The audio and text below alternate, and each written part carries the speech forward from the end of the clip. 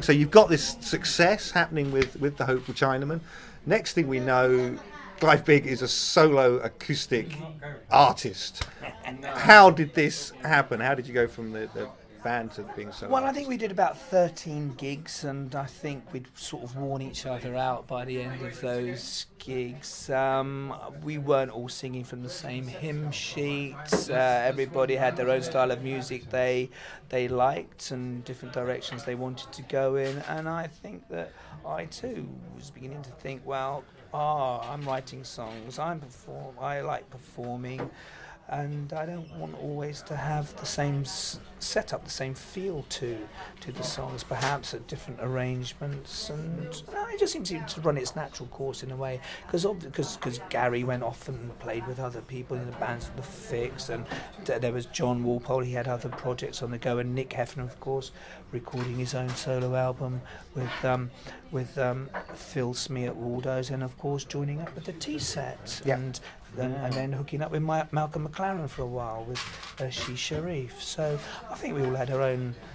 I think we all had a bit of fun with it, and were all pleased with the little success it had. Yeah. And started to tour the States and Canada. And how did that happen? Because you did have some great success in Canada. Well, it was mainly through America, because of the American university radio stations, right? Who played the record a lot, plugged it a lot. There were lots of sales because of the deal I had with Hopewell Records in Trenton, New Jersey. That got me to tour out there, and I mean that was very successful. I mean, I several times I toured there. I think, right? Yeah. We mentioned it slightly already, but you developed a following in Canada, and I know I had the album out there, which was Hopewell Records. Yeah, right? Hopewell Records, an independent label based in New Jersey, Trenton, New Jersey, set up by a guy called Dmitry Rotov, and then he produced one album and then a second album called A Sense of the Size of the World. And through that, I was able to tour through Canada and northeast United States.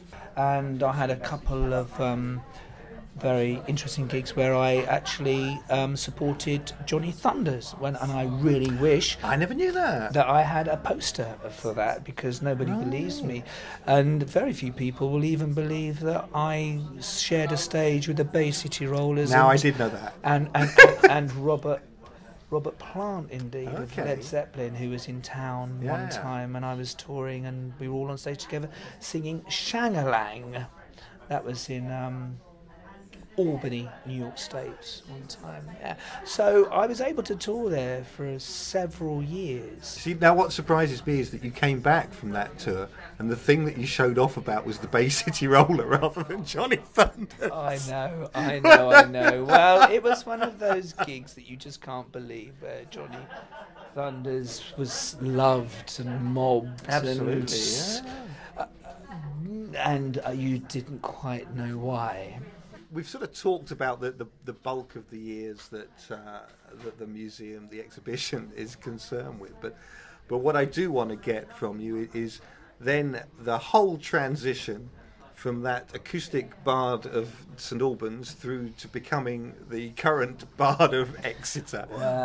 What's happened in this period? Simple narrative thread there, really, through performing in rock venues and at festivals, as working with a band, and then as a solo performer.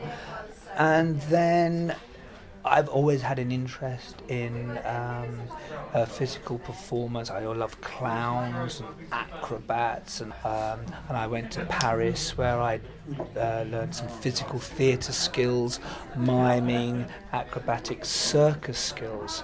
And then from that, I worked, as you know, in community theatre.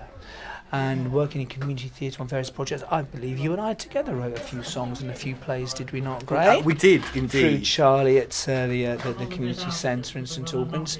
And then from that, I got into theatre and education, working in primary schools and secondary schools, and then developed an interest in storytelling. So what I do now is I combine the kind of physicality of punk, dramatic storytelling shows. I perform those at festivals, for example at Glastonbury, at WOMAD.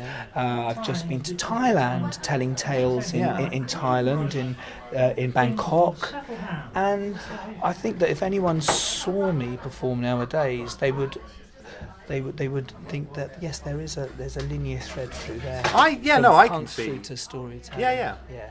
No, absolutely.